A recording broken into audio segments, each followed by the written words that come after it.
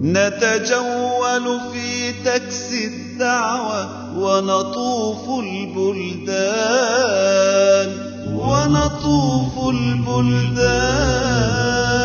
نبسط أجنحة للتقوى ونغذي الوجدان.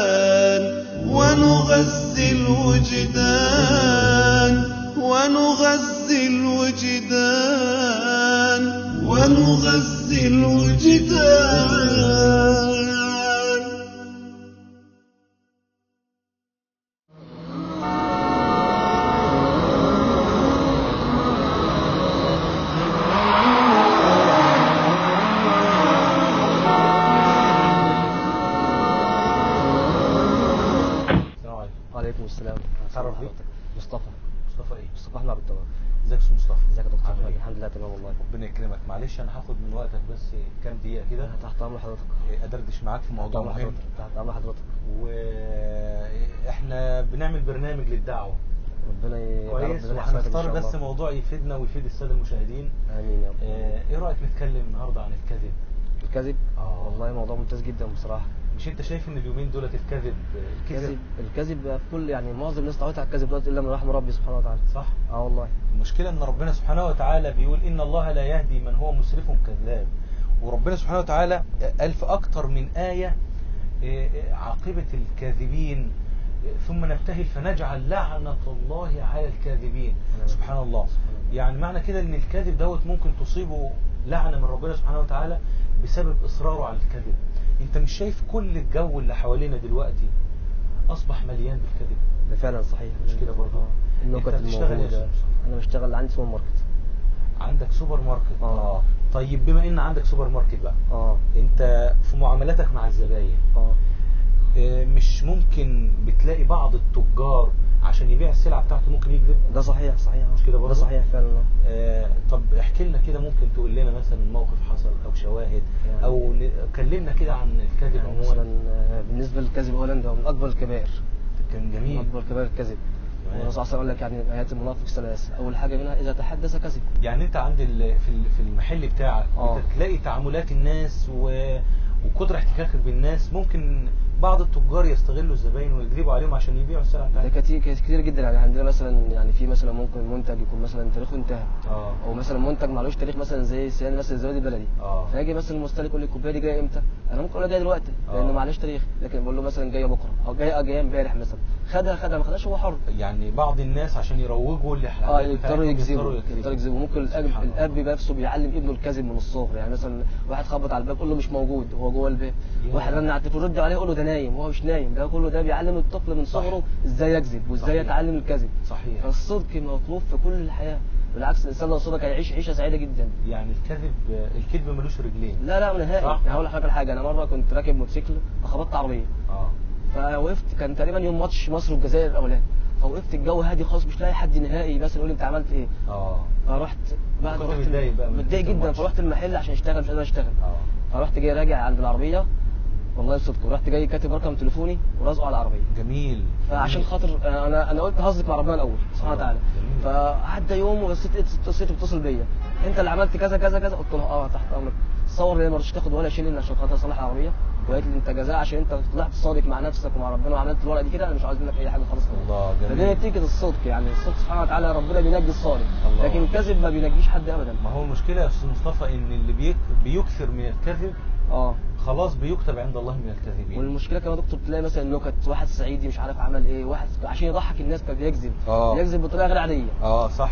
ده عارفين من الكذب والله. ده الكلام ده كمان النبي صلى الله عليه وسلم بيقول ويل للرجل يحدث الناس ليضحكهم ويل له ثم ويل له ثم ويل له.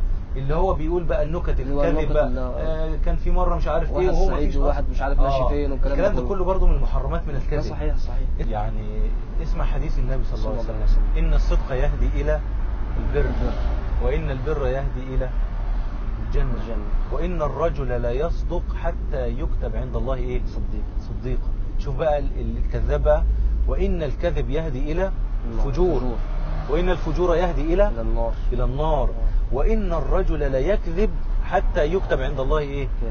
كذابا. يعني ما قالش كاذبا، لا كذابا يعني خلاص أشرب بالكذب، يعني بقت حياته كلها كذب في كذب. بس انت ايه رايك في موضوع الكذبه البيضاء؟ مفيش حاجه اسمها كذبه بيضاء يعني الكذب ربنا سبحانه وتعالى حله في 3 مراحل بس. يعني المرحله الاولى الواحد ممكن يكذب على زوجته في المشاعر، يكذب على زوجته في المشاعر بس. يعني لكن ما يكذبش عليه مثلا اللي هو عمل كذا وما عملوش، لا يكذب عليها في المشاعر بس. انا بحبك انا والكلام اللي هو فيه مشاعر جميله كويس. عشان دول الاثنين عايشين مع بعضهم في بيت واحد عشان خاطر بيت الحال يعني ايه استمر. الله ينور عليك. الكذب محلل برضه في حاله صلح من الاثنين. انا اجي بقى اصلا اقول ده فلان قال عليك كذا، ده بيحبك، ده بيقول انت انسان كويس جدا ما بين طرفين. بس كويس. او لو الانسان مقصور في حرب ممكن يدي معلومات غلط في الحرب بس عشان الحرب خدعه. عشان الحرب خدعه. جميل. ممكن يكذب في الحاله دي بالظبط. ادي مراحل الواحد المفروض يكذب فيهم بس. لكن كذب اي حاجه ثانيه بتودي العياذ بالله الى النار باذن الله. يعني ممكن الواحد لو كذب كذبه كده بيقول دي كذبه بيضه مثلا، يعني هل في حاجه كذبه بيضه وكذبه سوداء وكذبه خشيه؟ كذبه بيضه هو الكذب نوع واحد بس. الكذب معروف. كذب ما فيهوش. انت لفتت نظري لنقطه مهمه جدا، ان الكذاب بيعد من المنافقين، صح؟ ده صحيح. آية المنافق 3 منها إذا حدث إذا حدث كذب. خلاص بقى كل حياته كذب في كذب، بدأ ان هو يكذب على الناس حتى في المعاملات. الواحد ممكن يكذب كذبه نفسه هو يصدقها. يعني مثلا ممكن اكذب كذبه خلاص انا اقتنعت ان انا فعلا صدقتها من جوايا خلاص. يكذب لحد ما يصدق نفسه. يعني دي حاجه ممكن يكذب لحد ما يصدق نفسه اللي هو دي فعلا حصلت معاه. سبحان الله. انت عارف يا استاذ مصطفى ان الانسان اللي بيتكلم الكلمه في الكذب دي الكلمه دي ممكن تودي به في نار جهنم. والكلمه دي كمان ممكن الواحد ممكن يكذب كذب يعدم بها بني ادم، وممكن يعدم بها بني ادم. ممكن يكذب كذب شهاده الزور. شهاده الزور ممكن يكذب كذبه يفرق اثنين من الزوج وزوجته من بعضهم. ويفرق ما بين اثنين. الكذب يعني مجاله ربنا يرحمنا كده، والناس صدقت مع نفسها ومع ربنا هتلاقي المجتمع متغير تماما. الكذب هيهدي بيهم لكل الاخلاق الحميده جدا. صحيح. وربنا يكتبنا من الصادقين يعني. اللهم امين. يعني الاول الانسان ياخد باله من كلامه رايح فين. مش ربنا سبحانه وتعالى بيقول ما يلفظ من قول الا لديه رقيب وعتيد بيكتبه بيسجله. كل كلمه يا اما طالعه في الصدق بتتكتب في الحسنات او طالعه في الكذب بتتكتب في السيئات. فلو كل واحد ياخد باله. النبي صلى الله عليه وسلم بيقول ايه؟ ان الرجل لا يتكلم بالكلمه في سخط الله. الكذب اهو بقى لا يلقي لها بالا، يعني مش واخد باله منها خالص. يهوي بها في نار جهنم 70 خريف. تخيل. شوف بقى الصدق. والصدق العكس، ان الرجل لا يتكلم بالكلمه في رضا الله برضه لا يلقي لها بالا. صح. يرفعه الله بها ايه؟ درجات. الشاهد ان لما النبي صلى الله عليه وسلم بينصح واحد من الصحابه قال له ايه؟ امسك عليك لسانك. بس هي دي الخلاصه. والمسلم من سلم المسلمون من لسانه ويده. ما قالش من يده الاول، قال من لسانه ويده.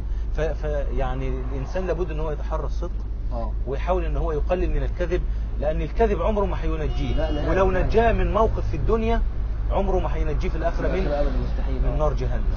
ربنا يكرمك. انت راجل تاجر، انصح اخوانك التجار اللي انت بتتعامل معاهم واللي فاتحين محلات جنبك ان هم يتعاملوا بالصدق. والله انصحهم ان هم يجتنبوا الكذب نهائي، لان الكذب عن تجربه مستحيل ننجي ابدا نهائي. يعني انا بقول لك اجي مثلا المستهلك اقول له الحاجه دي مثلا بقى لها كذا يوم يقول لي خلاص انا هاخدها. انت تحب تقول ايه مثلا للتجار جيرانك او زمايلك اللي بيشتغلوا نفس الشغل؟ اقول لهم اتعاملوا مع الناس بالصدق. جميل. الصدق هو يعني بالصدق هتكسب اكتر من ما بتكذب كمان. يعني الله. الصدق يعني كفايه بس هو بينجي من عذاب جهنم. جميل. بس يعني والتجاره لما تكون صادق مع الناس حتى هيثقوا فيك بعد كده. عارف ان انت صادق ما بتكذبش.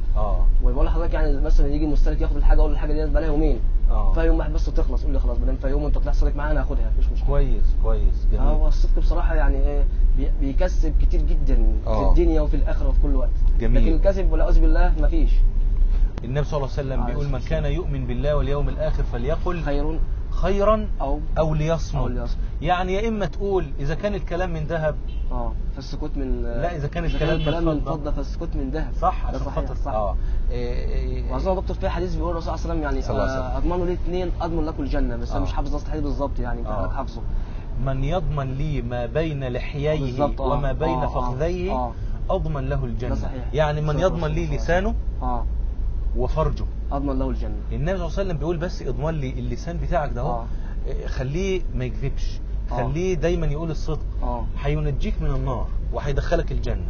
هينجيك من النار ويدخلك الجنه بس تضمنه. بس المشكله ان احنا اللسان بتاعنا ده صعب جدا. سيدنا ابو بكر كان بيمسكه كده بيقول لساني هذا اوردني المهالك.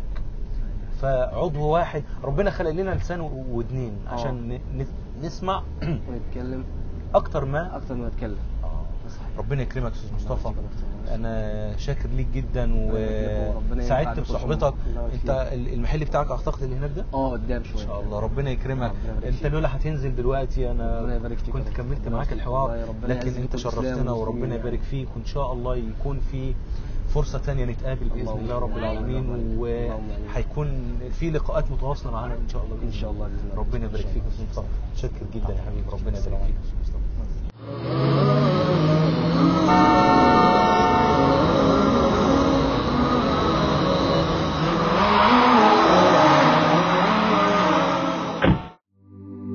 نتجول في تكسي الدعوة ونطوف البلدان